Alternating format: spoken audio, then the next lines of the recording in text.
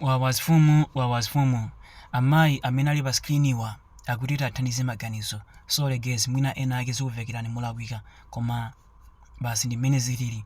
Mayi amenewa akuti iwowa ali pa chibwenzi ndi mamuna wawo, akuti china chilichonse chinali bwino, akuti mamuna wawo ankapasa malaundi angapo akakumana, ndipo akapita kwa mamuna wawo akuti sankalola kuti azigona.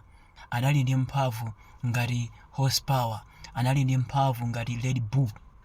Akuti mnyamatayo ankachilimika kwambiri ndithu, ndipo mphamvu adali nazo, ndikukamba mphamvu zapabedi. Ndipo kwapezeka kuti mu nthawi imene anangokwatirana panopa akutha miyezi 3 ali limodzi, komano zinthu zidasintha. Mamuna uja sakuapanga service ngati kalekale. Akuti akamfikira mamuna uja amatha kukamba kuti iwe imene si ntchito, kodi ufuna basi ne basi zingokhalira zimenezo, ndi zambiri zochita, usandipase busy. Nthawi zina akuti imatha wiki osamudinadina mmayiyo, ndi mmayiyo banja lake linaso pano akutha miyezi 3 ali limodzi. Ndi mmayi zimene zizakhala zikumudya kwa nthawi yayitali chifukwa chakuti ali pa chibwenzi mamunayo ankaonesa mphamvu, ankachilimika, koma panopa zikukhala bwanji.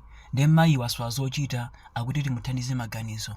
Mamuna wanu atakhala zoti apanga zimenezi akukusalani inuyo mulibe mwana, ndi iyeyo atakupasani mwana azakusalani bwanji? Ndabwera pano ndi cholinga choti timuthandize maganizo, apitirize banja ali kapena ankulisiya, chifukwa choti iyeyo ndi mamunayo alibe mwana, koma mamunayo akumusala samamugwiragwira.